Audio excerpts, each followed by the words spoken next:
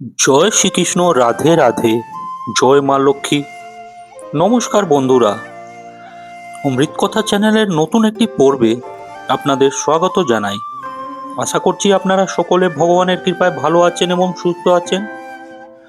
রঙের উৎসব হোলি আমাদের জীবনে আনন্দ এবং ভ্রাতৃত্বের বার্তা নিয়ে আসে। ঋতুরাজ বসন্তের আগমনে প্রকৃতি যখন নতুন পল্লবে আর পলাশ শিমুলের রক্তিম আভায় সেজে ওঠে, তখনই আমাদের দ্বারা করা নাড়ে রঙের উৎসব হোলি।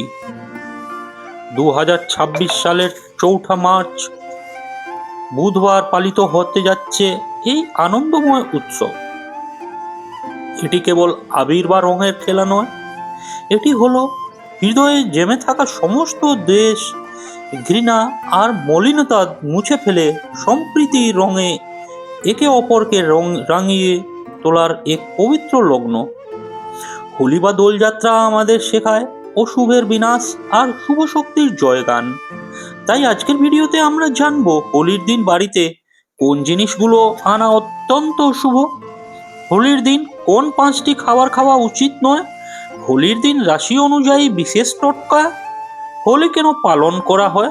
তাই আজকের ভিডিওটি খুব গুরুত্বপূর্ণ হতে চলেছে।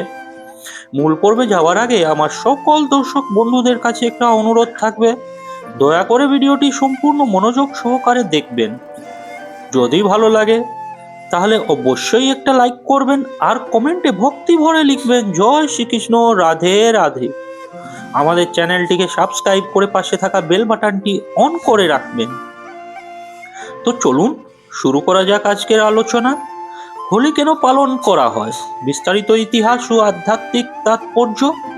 হোলি বা বসন্ত উৎসব কেবল রঙের খেলা নয়, এটি মূলত অশুভ শক্তির বিনাশ এবং শুভ শক্তির জয়ের প্রতীক।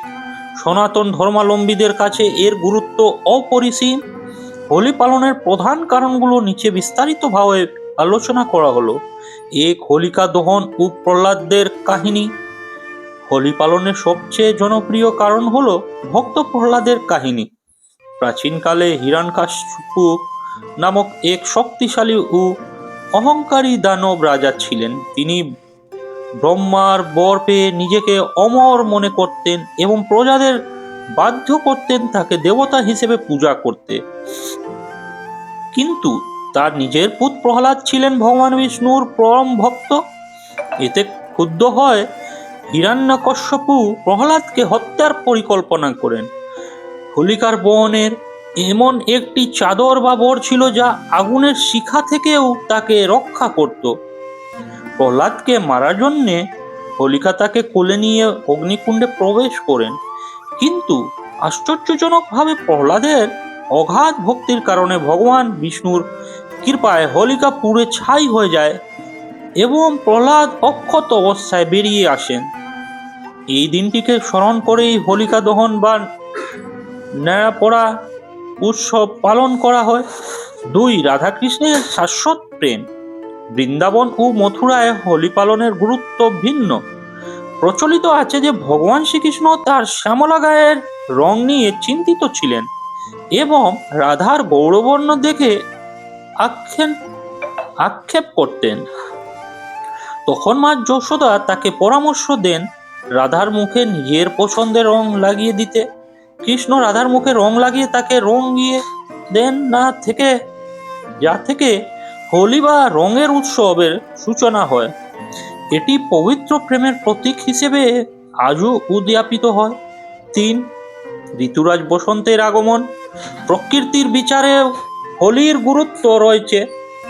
শীতের জড়তা কাটিয়ে যখন বসন্তের আগমন ঘটে, চারদিকে ফুল ফোটে এবং নতুন পাতা গজায়, তখন সেই আনন্দকে উদযাপন করতেই রঙের উৎসবে মেতে ওঠে মানুষ।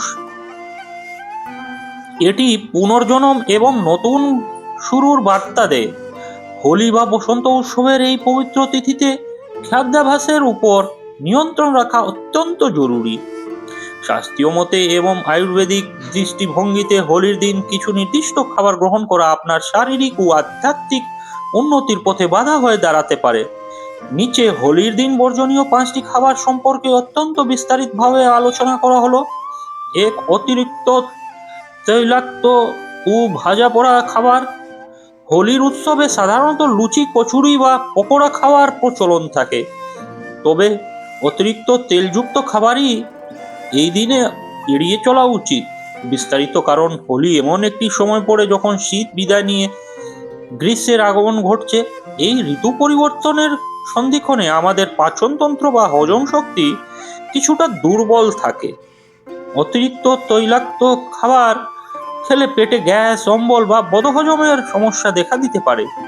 এছাড়া হোলি খেলার সময় শরীরে জলের অভাব বা ডিহাইড্রেশন হওয়ার সম্ভাবনা থাকে, যা তৈলাক্ত খাবার খেলে আরো বেড়ে যায়।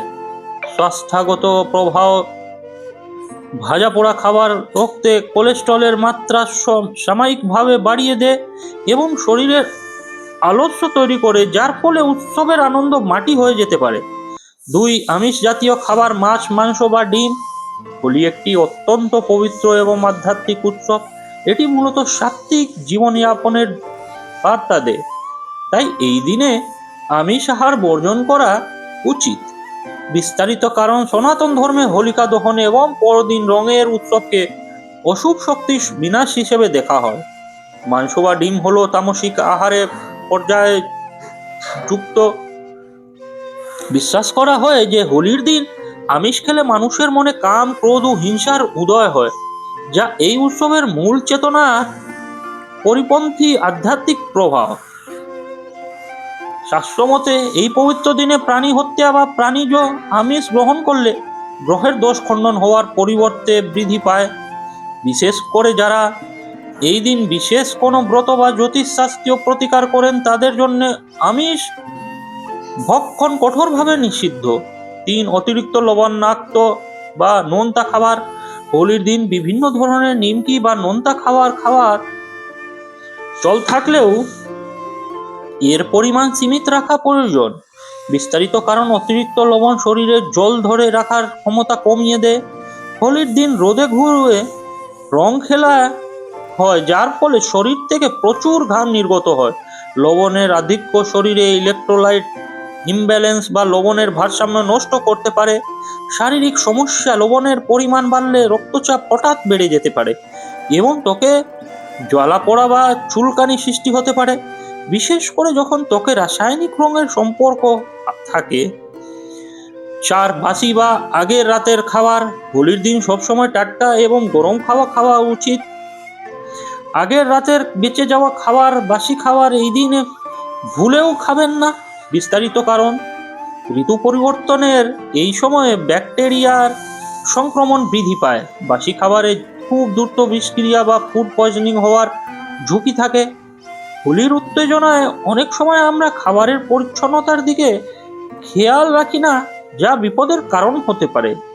আয়ুর্বেদ মতানুসারে বাসি খাবার শরীরে তমগুণের সঞ্চার করে, যা মানুষকে অলস এবং নেতিবাচক করে তোলে।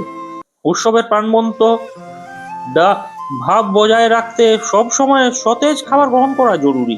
5, অত্যাধিক পরিমাণে ভাং বা মাদক দ্রব্য মিশ্রিত খাবার। অনেকে হোলির দিনে আনন্দের আতিশ্য যে ভাং বা অন্য কোনো নেশাদ্রব্য মিশ্রিত মিষ্টি বা পানীয় গ্রহণ করেন, এটি উৎসবের আমেজকে সম্পূর্ণ নষ্ট করে দিতে পারে। বিস্তারিত কারণ, ভাং একটি ভেষজ হলেও এর অনিয়ন্ত্রিত ব্যবহার মস্তিষ্ক স্নায়ুতন্ত্রের উপর মারাত্মক প্রভাব ফেলে। এটি হৃদয় স্পন্দন বাড়িয়ে দিতে পারে এবং শ্বাসকষ্টের সৃষ্টি করতে পারে। বিশেষ করে যাদের হার্টের সমস্যা বা উচ্চ রক্তচাপ রয়েছে, তাদের জন্য এটি প্রাণঘাতী হতে পারে। সামাজিক ও মানসিক প্রভাব, নেশাগ্রস্ত অবস্থায় উৎসব পালন করলে দুর্ঘটনা ঘটার সম্ভাবনা থাকে এবং অন্যদের সাথে অভদ্র আচরণ বা বিবাদের সৃষ্টি হতে পারে, যা হোলির পবিত্রতাকে শূন্য করে। হোলির এই আনন্দময় দিনে সাত্ত্বিক ও পুষ্টিকর খাবার গ্রহণ করে নিজেকে সুস্থ রাখুন। প্রচুর পরিমাণে জল, ফলের রস এবং ঘরে তৈরি টাটকা মিষ্টি এই উৎসবের জন্য সেরা বিকল্প। হোলির দিন রাশি অনুযায়ী করুন এই 12টি বিশেষ কাজ। জ্যোতিষশাস্ত্র মতে গ্রহের দোষ খণ্ডন ও সৌভাগ্য লাভে হোলির দিনে নিজ নিজ রাশি অনুসারে কাজ করা অত্যন্ত ফলপ্রসূ হতে পারে। এক, মেষ রাশি। এই রাশির অধিপতি মঙ্গল। আপনারা হোলির দিন হনুমান চালিসা পাঠ করুন এবং লাল গোলাপ দিয়ে হোলি খেলা শুরু করুন। দরিদ্রকে গুড় দান করলে শারীরিক সমস্যা থেকে মুক্তি মিলবে। 2, বৃষ রাশি। আপনার অধিপতি শুক্র। জীবনে সুখ স্বচ্ছন্দ বজায় রাখতে হোলির দিন রূপোর কোনো পাত্রে চন্দন ও আবির মেখে মা লক্ষ্মীর চরণে স্পর্শ করুন। নীল বা সাদা রঙের আবির ব্যবহার করা আপনার জন্য শুভ। 3, মিথুন রাশি। বুধের প্রভাবে আপনারা হোলির দিন গণেশ পূজা করুন। সবুজ রঙের আবির ভগবান গণেশকে নিবেদন করুন এবং হোলিকা দহনের সময় কর্পূর দহন করুন। 4, কর্কট রাশি। চন্দ্র আপনার অধিপতি। মানসিক শান্তি বজায় রাখতে হোলির দিন শিবলিঙ্গে কাঁচা দুধ ও আবির অর্পণ করুন। সাদা আবির বা রূপালী রঙের আবির দিয়ে গুরুজনদের আশীর্বাদ নিন। 5, সিংহ রাশি। রবির প্রভাবে উজ্জ্বল থাকতে হোলির দিন সকালে আদিত্য হৃদয় স্তোত্র পাঠ করুন। লাল বা কমলা রঙের আবির দিয়ে হোলি খেলুন এবং মন্দিরে লাল রঙের মিষ্টি দান করুন। 6, কন্যা রাশি। বুধ আপনার অধিপতি। আর্থিক বাধা কাটাতে হোলির দিন তুলসী গাছের তলায় ঘিয়ের প্রদীপ জ্বালান এবং সবুজ আবির দিয়ে বন্ধুদের সাথে উৎসব পালন করুন। 7, তুলা রাশি। শুক্রের আশীর্বাদ পেতে হোলির দিন অভাবী মানুষকে বস্ত্র দান করুন। হালকা গোলাপি বা সাদা রঙের আবির ব্যবহার করা আপনার সম্পর্কে জন্য মধুরতা নিয়ে আসবে। 8, বৃশ্চিক রাশি। মঙ্গলের প্রভাবে শক্তি বাড়াতে হোলির দিন বজরংবলীকে সিঁদুর নিবেদন করুন। লাল ও হলুদ রঙের মিশ্রণে হোলি খেলা আপনার জন্য লাভদায়ক হবে। 9, ধনু রাশি। বৃহস্পতির প্রভাবে আধ্যাত্মিকতা বৃদ্ধিতে হোলির দিন মন্দিরে হলুদ রঙের ফল বা আবির দান করুন। কপালে কেশরের তিলক লাগানো আপনার জন্য বিশেষ শুভ। 10, মকর রাশি। শনি আপনার অধিপতি। শনির কুদৃষ্টি এড়াতে হোলির দিন কালো তিল এবং নীল আবির কোনো দরিদ্র ব্যক্তিকে দান করুন। মা কালীর পূজা করা আপনার জন্য ফলদায়ক হতে পারে। কুম্ভ রাশি। আপনার রাশির অধিপতি ও শনি। সামাজিক সম্মান বৃদ্ধিতে হোলির দিন কোনো অনাথ আশ্রমে মিষ্টি বা খাবার দান করুন। গাঢ় নীল বা বেগুনি রঙের আবির ব্যবহার করুন। 12, মীন রাশি। বৃহস্পতির কৃপায় ভাগ্যোদয় ঘটাতে হোলির দিন হলুদ রঙের মিষ্টি শিশুদের খাওয়ান। হোলিকা দহনের সময় অগ্নিতে নারকেল অর্পণ করলে পুরনো সব রোগ থেকে মুক্তি পাওয়া সম্ভব। হোলির দিন বাড়িতে নিয়ে আসুন এই 5টি জিনিস। হোলির শুভক্ষণে বাড়িতে বিশেষ কিছু মঙ্গলদায়ক বস্তু নিয়ে আসা কেবল সাজসজ্জা নয়, বরং একটি শাস্ত্রীয় ও বাস্তুগতভাবে অত্যন্ত তাৎপর্যপূর্ণ। নিচে উল্লেখিত 5টি জিনিস গুরুত্ব এবং কেন এগুলো হোলির দিনেই আনা উচিত সে সম্পর্কে অত্যন্ত বিস্তারভাবে আলোচনা করা হলো। 1, ধাতুর তৈরি শ্রীযন্ত্র লক্ষ্মীর স্থায়ী নিবাস। হিন্দু শাস্ত্র অনুযায়ী শ্রীযন্ত্র হলো সমস্ত যন্ত্রের মধ্যে শ্রেষ্ঠ এবং এটি স্বয়ং দেবী লক্ষ্মীর প্রতীকী রূপ। হোলির দিনটি যেহেতু অশুভ শক্তির বিনাশ এবং শুভ শক্তির উদয়ের দিন, তাই এই সময় বাড়িতে শ্রীযন্ত্র স্থাপন করা অত্যন্ত শুভ। বিস্তারিত গুরুত্ব। জ্যোতিষশাস্ত্রে বিশ্বাস করা হয় যে হোলির দিন শ্রীযন্ত্র কিনে এনে যদি ঘি ও সিঁদুর দিয়ে পুজো করা হয় তবে সেই বাড়িতে কখনো অর্থাভাব হয় না। এটি ধনের দেবী লক্ষ্মীকে আকর্ষণ করে এবং ব্যবসায়িক মন্দা কাটাতে সাহায্য করে। স্থাপন বিধি। তামা, পিতল বা রূপোর তৈরি শ্রীযন্ত্র কেনা সবচেয়ে ভালো। হোলির সকালে এটি গঙ্গাজল দিয়ে স্নান করিয়ে বাড়ির উত্তর পূর্ব কোণে বা মন্দিরে লাল কাপড়ের উপর স্থাপন করুন। এটি আপনার গৃহের আর্থিক স্থায়িত্ব নিশ্চিত করবে। 2, ধাতু বা স্ফটিকের কচ্ছপ। স্থিতিশীলতা ও দীর্ঘায়ুর প্রতীক। পৌরাণিক কাহিনী অনুসারে সমুদ্র মন্থনের সময় ভগবান বিষ্ণু কূর্ম বা কচ্ছপ অবতার ধারণ করেছিলেন এবং নিজের পিঠে মন্দার পর্বত ধারণ করেছিলেন।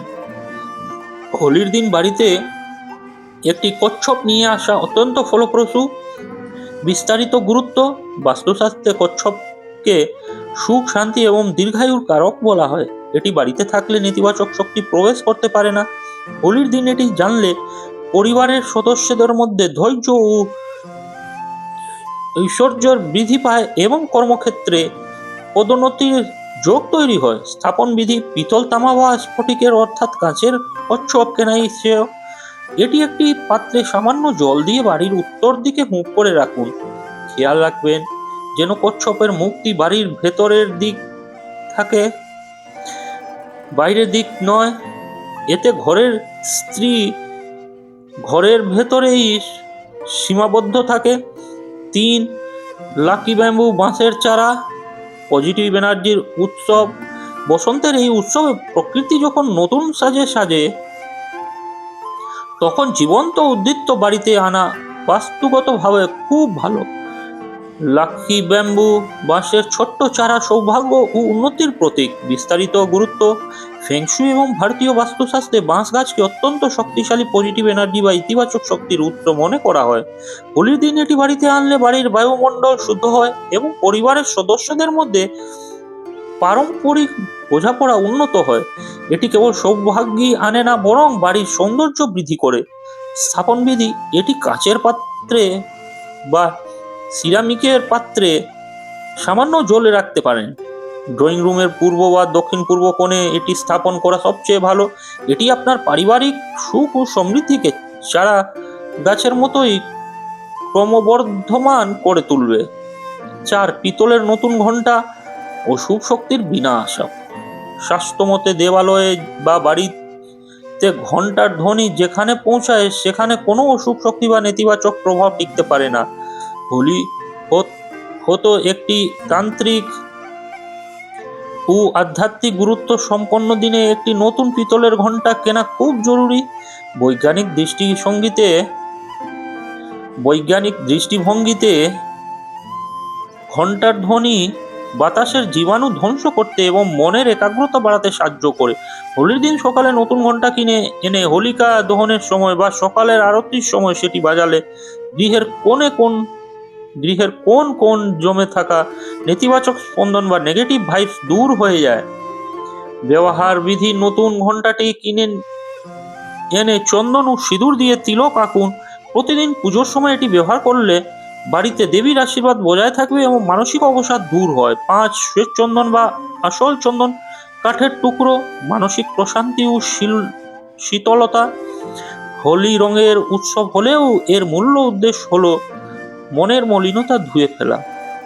শ্বেত চন্দন বা সাদা চন্দন, কাঠের টুকরো বাড়িতে আনা অত্যন্ত শুদ্ধতার প্রতীক। বিস্তারিত গুরুত্ব।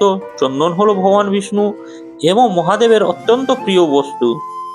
হোলির উত্তেজনাময় পরিবেশে চন্দন শীতলতা প্রদান করে। এটি বাড়িতে রাখা বা তিলক হিসেবে ব্যবহার করা রাহু ও কেতুর প্রভাব কমাতে সাহায্য করে বলে জ্যোতিষীরা মনে করেন। এছাড়া চন্দনের পবিত্র সুগন্ধ ঘরের পরিবেশকে মন্দিরের মতো পবিত্র করে তোলে। ব্যবহার বিধি। একটি চন্দনের কাঠ কিনে হোলির দিন বাড়ির উত্তর দিকে বা পুজোর স্থানে রাখুন।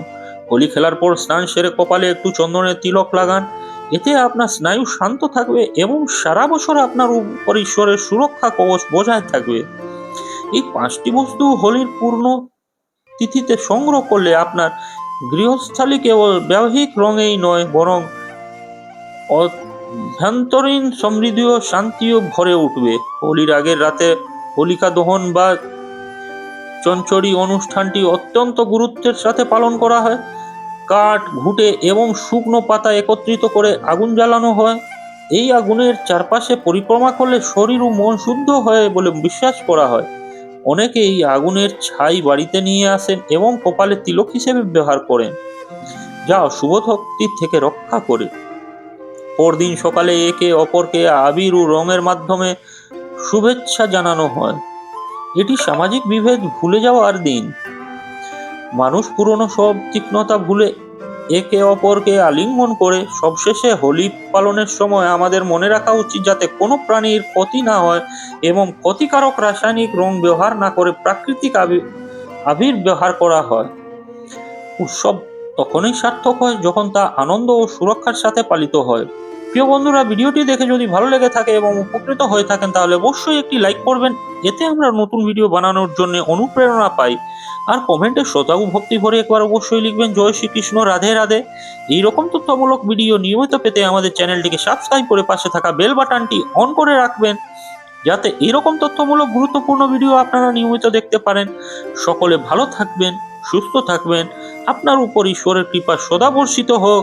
জয় শ্রীকৃষ্ণ, রাধে রাধে।